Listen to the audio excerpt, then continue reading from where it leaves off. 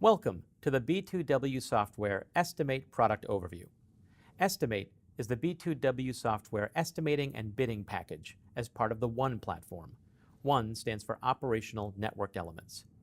Estimate is a simple-to-use but powerful tool that lets you take your costs, such as labor, equipment, crews, production rates, etc., and create your own standardized set of templates.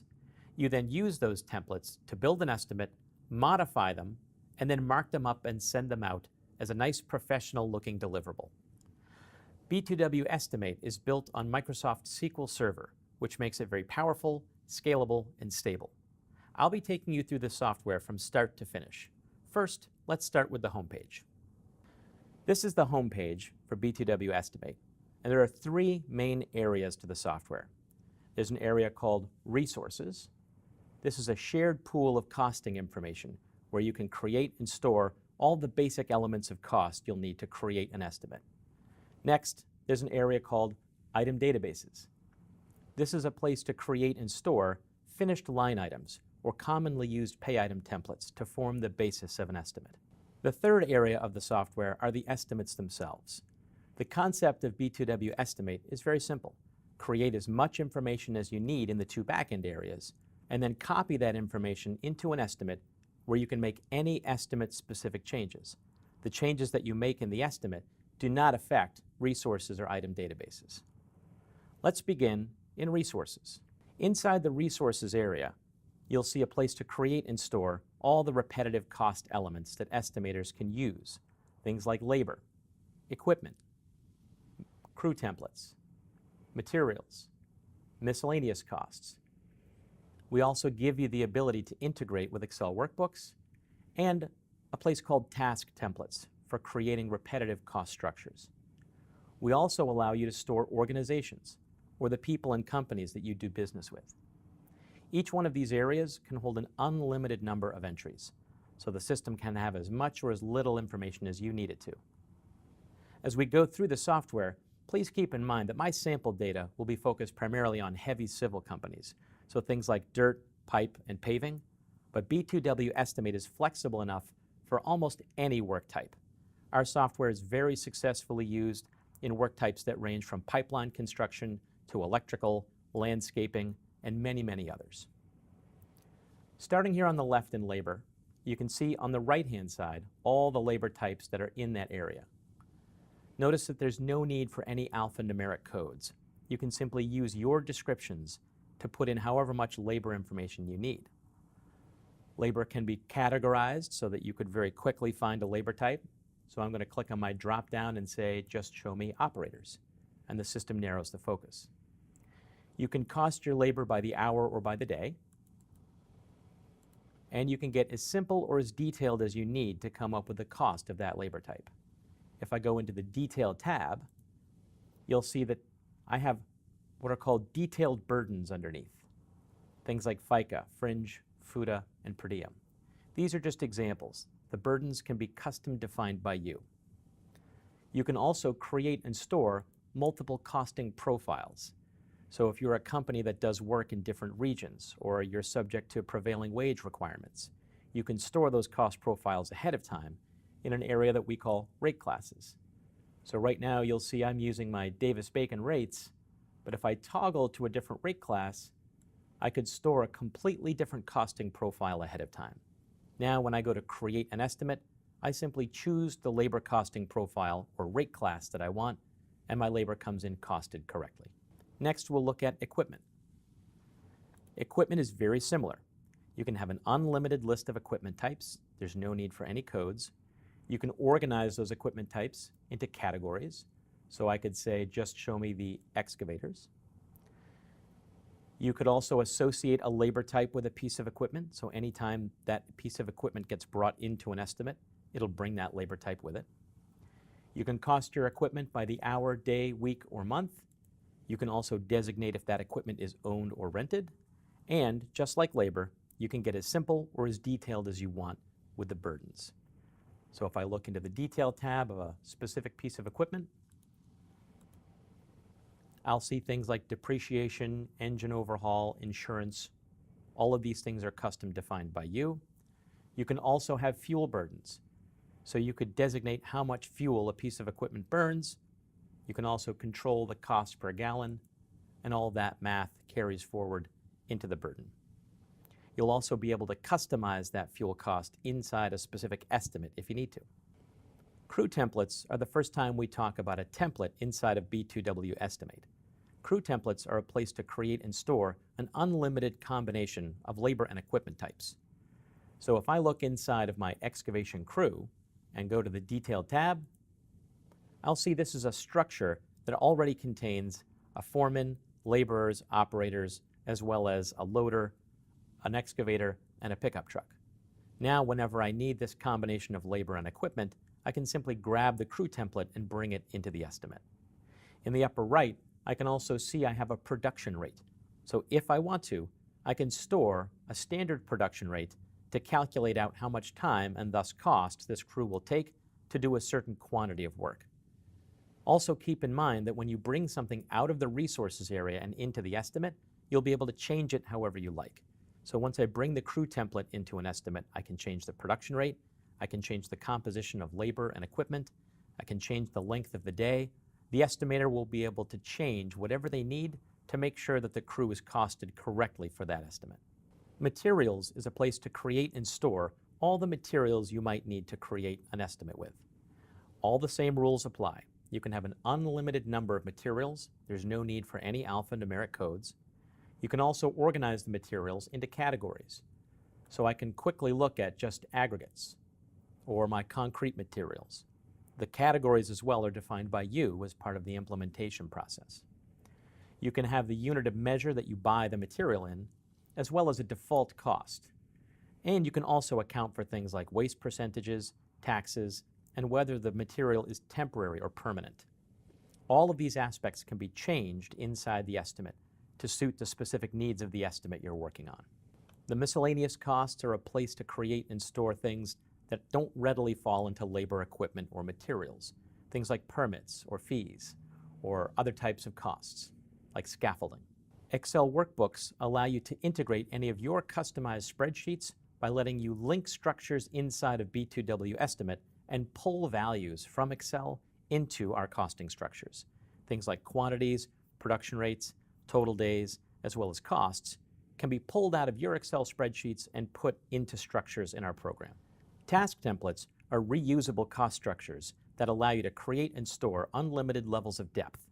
So a task template is an activity or function and all the costs necessary to do that function.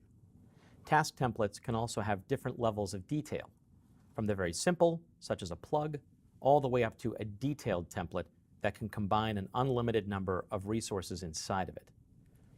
Looking over here in the task template area, I have a very simple example like disposal fees. I have that set to plug, so I could simply manually enter the cost of that disposal fee. I do also have the ability to set things to subcontracted. Subcontracted would allow me to store a cost, but I would also be able to leverage the subcontractor request for quote system inside of Estimate. We'll look at that later on inside the demonstration. Inside of tasks beyond plug and detail, I also have quick, which would allow me to manually enter costs into specific cost categories. If I look underneath that task template, I'll see that I could manually enter labor, equipment, materials, miscellaneous, and subcosts to give an overall cost for the task. The real power of task templates, though, is being able to combine costing resources. So for a relatively straightforward task template, like concrete paving, if I look into the Detail tab, I'll see this is a template that already has a concrete paving crew, as well as the material and trucking necessary to do that paving. But task templates can have an unlimited level of depth. So I might look at something much more detailed. For example, this bridge task. Underneath that task, I can see I've broken it out into further child tasks, and each child task can have an unlimited level of details underneath it, allowing you to create as much cost structure as you need to carry out any given function. Remember that the resources area is custom built for each new client that comes on board. So while you're looking at my examples, remember that resources will be built around your specific company requirements. Your custom labor, equipment, crews, materials, as well as all of the categories and organization will be built for you as part of a process called implementation services. Also know that resources can be locked down, so only certain users that you designate will have the power to create, modify, and delete resources, making it a central and secure place to store costs when building estimates. Next, we'll look at the item databases area. Item databases is a place to create and store all of the repetitive line items or frequently used pay items for creating estimates. These templates can leverage the costs that you've built inside of resources. So when I click on the item databases area, you'll see on the left-hand side all of my item databases. You can have an unlimited number of custom or private item databases. You can also download and install DOT databases. So if you do state work, you can leverage Expedite or other state item import systems to actually import the estimates electronically, matching them against these databases. We also give you a place for indirect items. Each of these databases on the left can have an unlimited number of templates inside. So looking at my pay items, on the right, these are all item templates that live in that database. Each item template can have an unlimited level of cost detail underneath. So you could still have very simple items that are plugged or subcontracted or quick, but you can also leverage that detail cost method to make an item template that has unlimited costs of your choosing inside. So I might have something very simple, like say fine grading. If I look at the detail tab, I'll see underneath there's simply a grading crew. That's all I need to accomplish that action. But I could have very detailed items, for example, something like trench excavation, install pipe, and backfill. That might be one line on a quote to an owner on the bid, but to accomplish that, in the detail tab, I need to excavate the trench, and I have a specific excavation crew that I'll use. I also need to install the pipe with a different crew and materials, and so on and so on. I'm also, in this case, subcontracting out the hydroseeding. All of those task costs are rolling up to give me the overall cost of the item itself. Also notice here that inside of B2W Estimate, we can store your accounting codes. So you'll see an area called Job Cost ID. This is a place for you to create and store a list of your commonly used accounting codes. And you can apply those codes to many different levels of detail inside of our software. The net result is, when you're done with the estimate, you'll be able to export that out and create a budget in over 35 different accounting systems with just a few clicks. DOT databases allow you to store commonly bid out items for states that you do work with. These DOT databases are optional. You can download and install only the states that you do work for, and those are available at no charge. Each of these state databases provide a list of items with the state's item number, description, and unit of measure. You simply populate the templates that represent work that you would tend to do. Indirect items are a place to create and store templates that will not show on the bid form. So these are line items that an owner won't see. They really represent costs that need to be spread throughout the estimate. So for things like mobilization or project trailer, things that are job overhead, general conditions type costs, you can store them as indirect items, and those items won't show on the bid form, but you'll be allowed to take those costs and spread them throughout the pay items of the bid, and we'll show you later on that you'll be able to choose which items and how those costs are spread, making it very quick and simple to spread those costs only where you want them inside the estimate. Now that we've looked at resources and item databases, next we'll create an estimate. So starting back on the home page here, this is really what an estimator would see when they log in.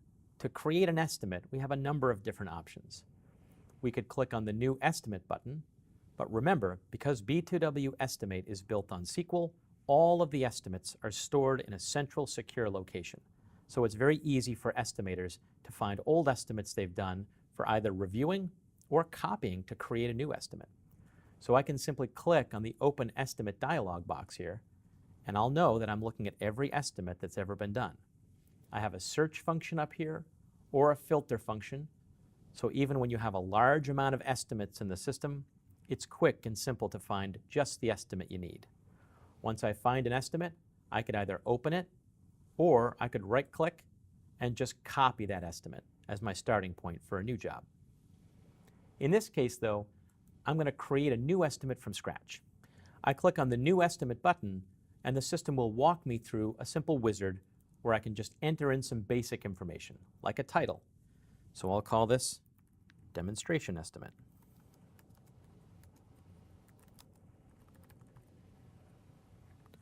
You'll also be able to choose a customer. This is pulling from the organization's area of resources, but you can also create new customers on the fly as needed. Next, I'm going to be asked some questions about how I want to create the estimate in terms of system of measure. I'll create an imperial estimate, but just know that we can toggle back and forth between imperial and metric. So you could think in one system of measure, but produce the estimate in another very easily. This is where you can choose what rates you want to use. So which labor and equipment rate class am I going to use for the bid? Accept a few more defaults and click Finish.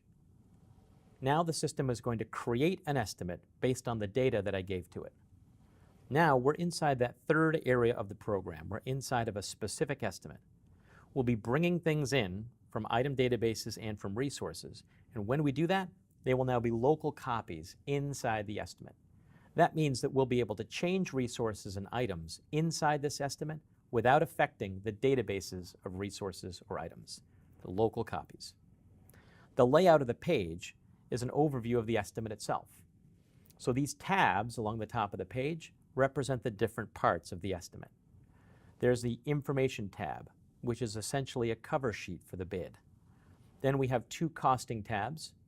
We have a Pricing tab where we could add markup to the estimate. We have a Distribution Strategy tab where we can decide how we want to spread money throughout the estimate. There's an Item Pricing tab where you can make final tweaks to unit and total prices of the estimate. There's a Summary tab, a place to see overall where the money is in the bid. There's a Bid Form tab where you can produce a deliverable, and there's an Audit Trail tab. The Audit Trail tab is only available in the Enterprise edition of the software, but we will be showing you that today as part of the demonstration. In general terms, you start on the left-hand side here on the Information tab, and then move your way through the tabs until you finish and send out the estimate in the Bid Form tab. However, you can go to any tab at any time and move freely through the software. Starting on the Information tab, it's a cover sheet that allows you to store some pretty important information. Things like the status of the bid. I'll say the bid is pending. You could also assign an estimator. I'll just assign this to myself. You can also attach files. So if there's reference information, like pictures from the walkthrough, documentation, any specifications, those can all be stored as part of the Information tab.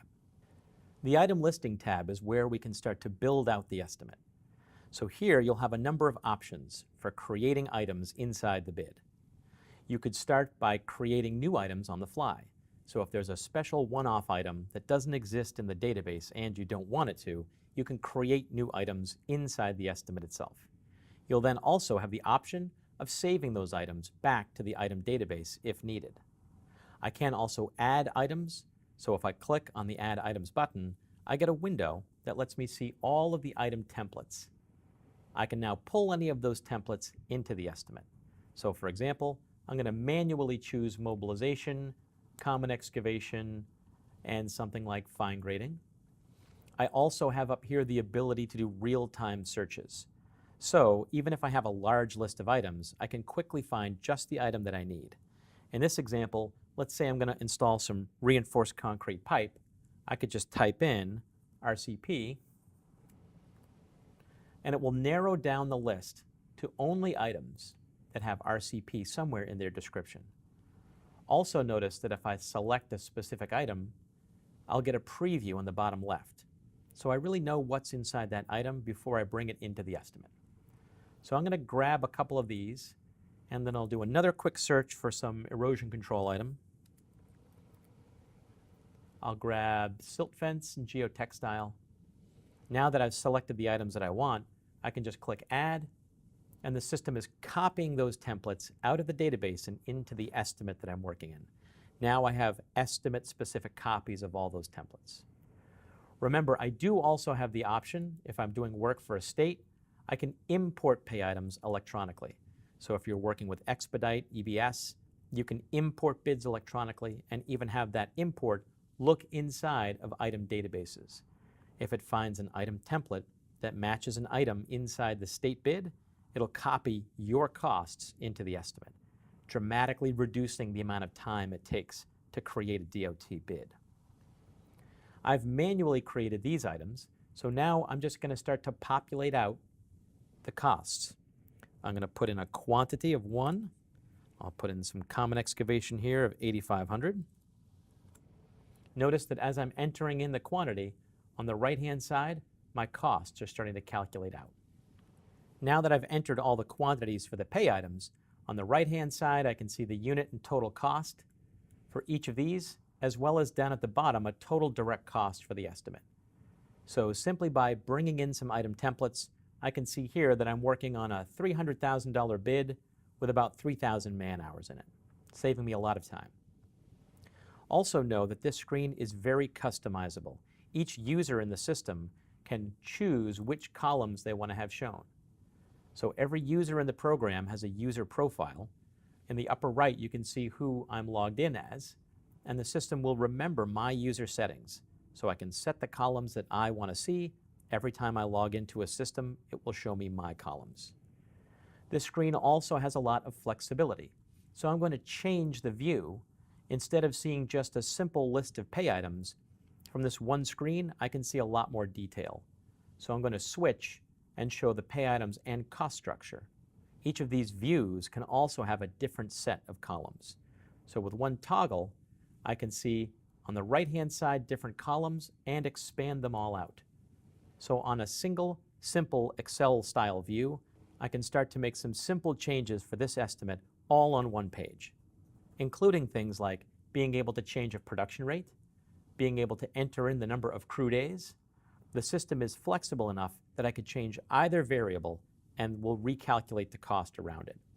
So for example, for my excavation crew, I can see here the default production rate was 850 cubic yards per day.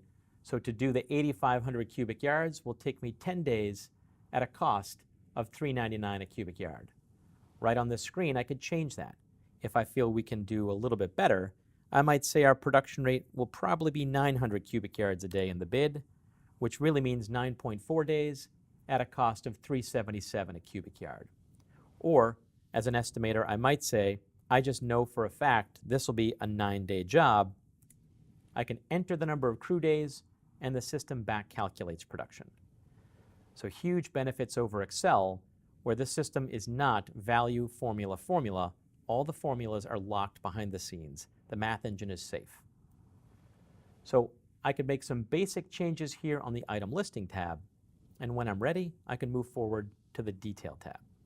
The Estimate Detail tab is where you can go to any level of depth to make changes inside the cost of an estimate. On the left-hand side, you'll see a tree view, which shows me all my pay items. I can also see any indirect items that I've either added manually, but indirect items could also be set as default, coming into an estimate each time automatically. Anything that I click on over here on the left, I get more information about it on the right. So if I want to see the contents of the 18-inch RCP item, I simply click on it. Now on the right-hand side, I can see production rate, crew days, cost, as well as the composition of a crew. I could then go even further. If I click on the crew itself, I could now modify the crew by adding or removing any labor or equipment that I want. I can make any change that I see fit, and those changes stay in the estimate. They don't affect the template that lives back in resources or item databases. B2W Estimate also gives you very powerful tools that allow you to create change at any level of detail inside the estimate. So not only can I change any individual cost component, but I also have the ability to do something called global edits. With global edits, I could change a cost inside the estimate all at once. In other words, if I look at my materials list, I might have 50 different instances of this pipe or this geotextile spread throughout the estimate. With global edits, I can change the cost all at once. So by changing this cost in global edits, I know that I've updated that pipe everywhere throughout the estimate. And the same holds true with labor costs, equipment costs, or crews, giving you the flexibility to change the cost over very large, very detailed estimates in one fell swoop. Other tools that we provide include things like the Estimate Check Wizard. So we provide a tool that looks through the most common areas that you would consider to be a mistake. So for things like any items or components that have zero or negative cost, or any items or components with zero quantity. The Check Wizard will also alert you if any of your crews are still using a default production rate, or things like a material that's not in a request for quote group that's still using its base cost from resources. All of these are potential areas of concern that an estimator might need to know. So I'm going to click the Start button. The Check Wizard will then tell me how many of each of these mistakes I have, and it will give me the ability to look at each one of them in order. So when I see a condition here that looks problematic, I can then tell the Check Wizard to go to that mistake. So when I click the Go To button, it brings me right to the mistake on screen immediately. And here I can see I had 2 default indirect items that came into the estimate, but I did not fill them out. So I have no cost for project trailer. I'll fix that. And then I'll just say go to the next mistake. Same thing here with my supervision. So if I know that I need 100 hours of supervision on this job, I can see here that that one mistake nearly cost me $13,000. Now, anytime that I want, I can recheck the wizard and see how many mistakes I've fixed and just continue on down the list. Here's a trucking calculator. This is another example of one of the tools that we provide. So the trucking calculator here has a value of 0. In this instance, I'm using 10-wheelers to haul material off-site. The trucking calculator lets me choose the truck type, and then for that truck type, I can have an associated capacity as well as a trucking cost. That helps me get closer to knowing my trucking cost, but there's a major piece missing. That's the round trip time. That's what the Check Wizard caught. There's no round trip time. And that's not something I'd populate in advance. That's almost always going to be an estimate-specific choice. So I could simply enter the round trip time of 1 hour. I can see that that one field almost cost $62,000 out of the estimate. Or I could leverage some of the advanced functions of the trucking calculator. For example, if I click on this round trip detailer, I can actually use information like the inbound and outbound distance and speed to figure out what that round trip time is. So if I'm hauling material off-site, inbound, I can go faster because the truck is empty, and I can take a shortcut. But outbound, I'm laden with material, and I might have to go around a bridge that has a weight restriction, so I have to go slower, and the route is longer. I can also add in user-defined variables like dump time, load time, scale time, etc. So using the calculator, I can see that my round trip time is really over an hour, or $70,000 in cost. That was almost left out of the bid, but I caught it thanks to the Check Wizard. So I'm going to continue on and fix my last few mistakes here. Now when I'm ready, I can leave the Estimate Detail tab and move on to the bid pricing strategy. The bid pricing strategy is now where you can add money beyond the direct and indirect cost of the estimate. So here we can add things like bond, overhead, profit, and any bid level taxes as required by your region. Each of these areas can be easily modified. I simply click on the thing I want to modify on the left, modify it in the middle, and then on the right-hand side of the screen, I can easily see the calculated values. So how those changes are affecting the overall bid. And here I can see that is broken down into different areas of cost. Things like direct cost, indirect cost, and bond. Those three together give me my total cost. And then as I start to add it in this area, I'll see things like overhead, profit, and those two together give me my markup. So my total cost and my markup together will yield what's called the total price, or essentially the target price. In this screen, we're really modeling the big picture number that we want the bid to land on. Now, you'll have ample opportunity to modify that, as well as to decide how those values that we create here get distributed into the individual pay items. But over here on the left, I'll just start to create those values. Notice I already have a bond table. You can create your own custom bond table with your values to generate the bond cost based on the total price of the bid. Overhead and profit have many different options available to them. You can be very simple or very detailed with how you generate those dollars. If I click on overhead, I'll see I have it set up to be very simple. It's a flat percentage over the entire bid. So I could simply say I want 10% overhead, and the system will then take my total cost of $368,000 and yield $36,800 in overhead. But if I needed to, I could be much more detailed than that. As an example, I have profit set up to be more detailed and actually broken out so that I could put different percentages on top of different cost categories of the estimate. So here I could see 15% on labor, 10 on equipment, and 12 on materials. Those are my default values, but I could now modify them. If I need to be more aggressive in this estimate, I could change that to be 10, 8, etc. As I'm modifying values on the left, the total target price is automatically recalculating in real time. Once I'm comfortable with the price that I've set up for the estimate, I could then choose to move on to the Distribution Strategy tab. Now, this is an optional tab. The Distribution Strategy tab is where you can decide how you want to spread those values into the estimate items. There's a default in place, so you could skip over the tab and the system will simply give you a balanced bid. But if you choose to, you can strategically rebalance the bid here by doing things such as taking the bond, and instead of distributing that into all items, you could choose to take the bond and distribute it into selected items, maybe front-loading a mobilization item. Or maybe it's not so much about front-loading an item, maybe what you need to do is avoid some risk. So I definitely want to make $33,000 in profit on this particular job, but I may not feel confident that they're going to buy all the items.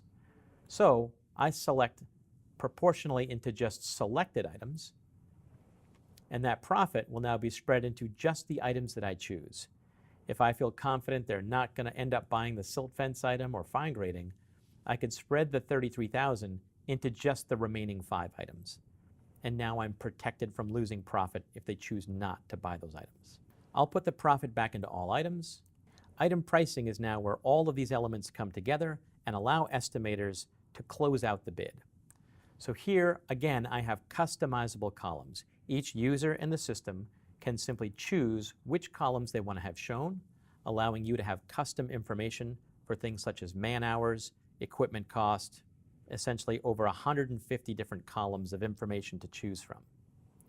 When I'm ready, I can simply say that I want to auto-distribute the values. That will tell the estimating system to spread the money the way I explained to do in the distribution strategy and yield a unit price, total price in markup percent. So here I can see my unit prices, total prices, markup percent. I could now change any one of those aspects that I want to. So for example, if I decide that fine grading is still competitive at $5 a square yard, I can simply re-enter that price, and the system recalculates the total price and the markup percent around it. Or I might say, I simply want to get 25 points on my MOB. I can re-enter the markup and it recalculates the price around it. Move money freely around in the estimate. As you're making those choices, you can also see the overall effects on the bid. So these 3 fields at the top keep you updated on how the bid is comparing to your target. This middle field here is called the target bid price. That's the number that we essentially came up with in the bid pricing strategy tab. Off to the left, there's a field here called current bid price. That's where the bid is right now, including any of the manual changes that you've made. The field off to the right is called difference. That's the delta between these 2 fields. So by making those changes on the item prices, I've actually created a $5,700 difference inside the bid. You could now choose if you want to put those into other items or simply be comfortable with a slightly more expensive bid. Once we're finished with the item pricing and any of the changes there, I could move to the Summary tab. The Summary tab is a place to see where all the money is in the bid. On the left-hand side, I can see things like total direct cost, total indirect cost, bond, overhead, profit, and price, both as dollars as well as a percentage of the bid. On the right-hand side, I can see that cost broken out into more detail. Things like labor dollars, equipment dollars, materials, subs, trucking, etc. And then down at the bottom, I can also see things like total man hours, total production hours, and total crew days. Once you're comfortable with the Summary tab, move to the Bid Form tab, where you can choose to create a deliverable. On the left, you have Terms and Conditions. You can have default terms and conditions come into each estimate as you choose. You can also select from a list. This list is also created by you, allowing you to create your own custom terms and conditions and exclusions. Bid Form Settings is where you can change the look and feel of the deliverable. You can decide which pieces of information are shown or not shown. First, I'll show you the standard deliverable. Starting with Print, Fax, Email bid forms, this is where you could choose who and how you send the bid to.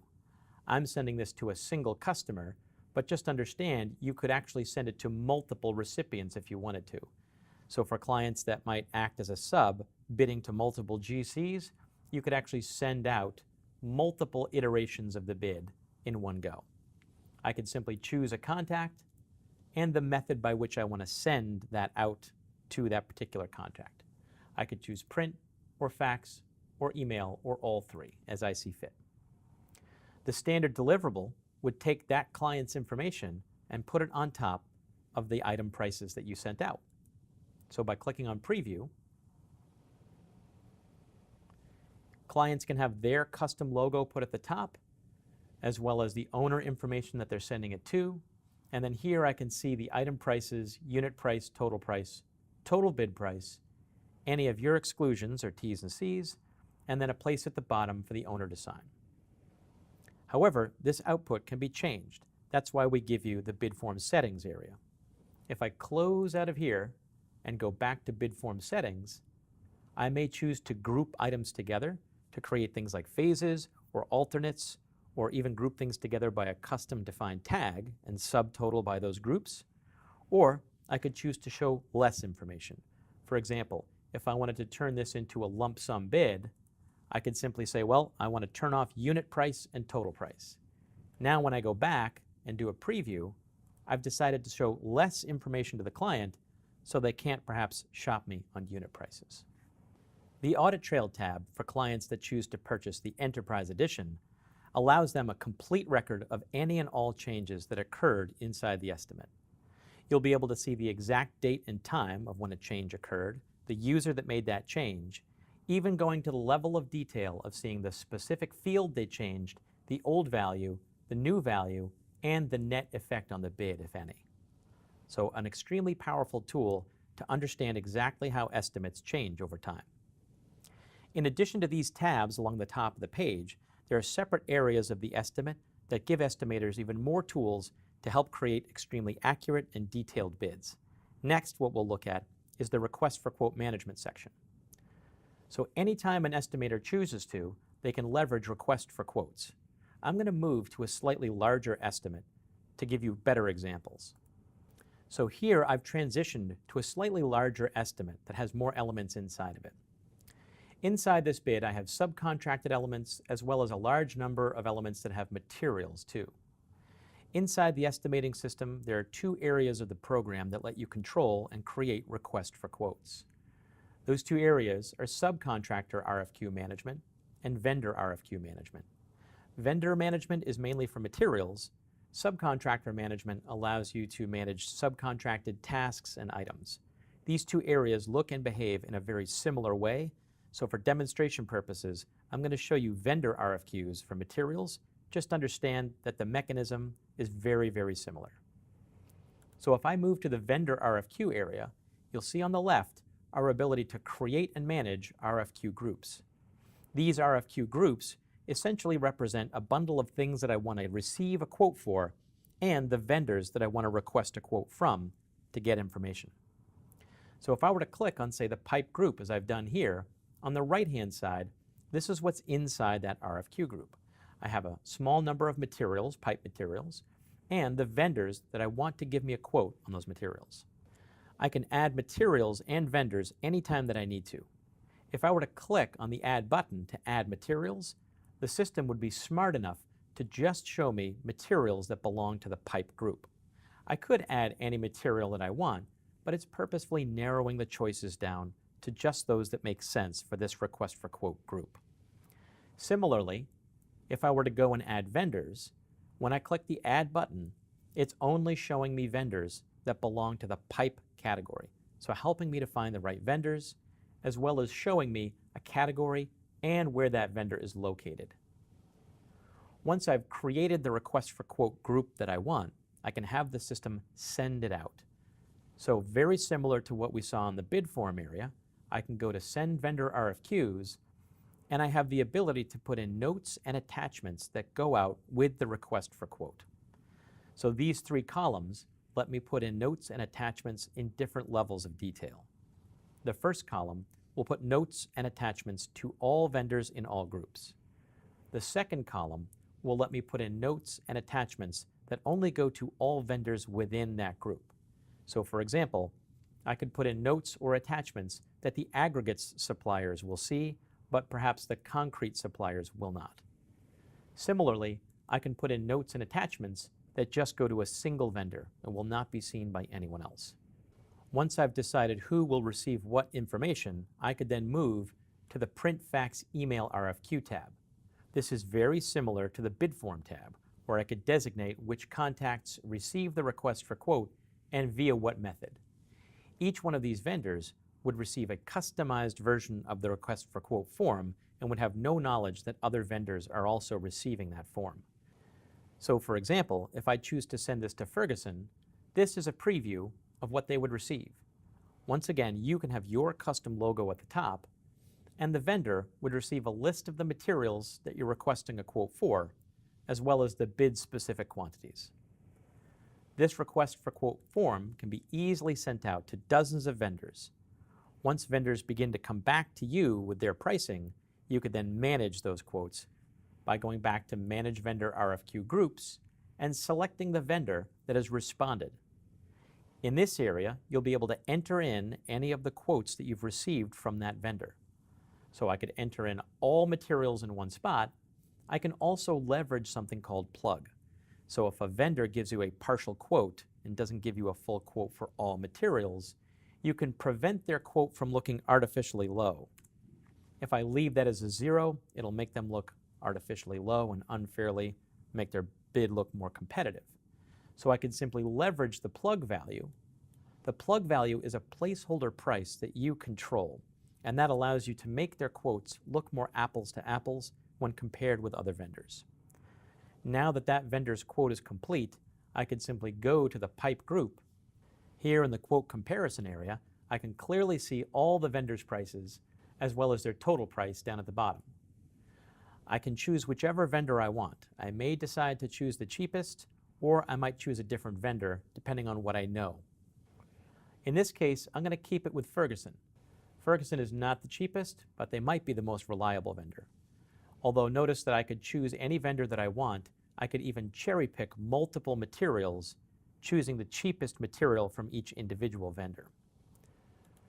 Whichever vendor I chose, in this case Ferguson, they're now selected here and they're bolded out. I would now be able to go into the estimate and see that all the materials have been updated with their cost. So for example, they've given me a price of $14.18 for ductile iron pipe 6-inch. If I now move back into the estimate and find any place where that 18-inch RCP is being used, I can now see that it's assigned to Atlantic Materials at a cost of $17.85. So even if that material is in 100 places throughout the estimate, I know that I've updated them all with the exact correct cost.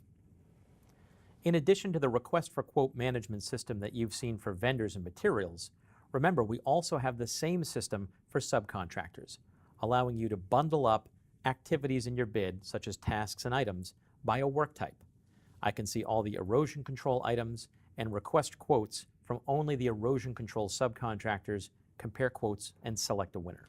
In addition to requests for quote management, B2W Estimate also provides very powerful reporting. Built inside of the estimate itself is the ability to look at over 70 different reports.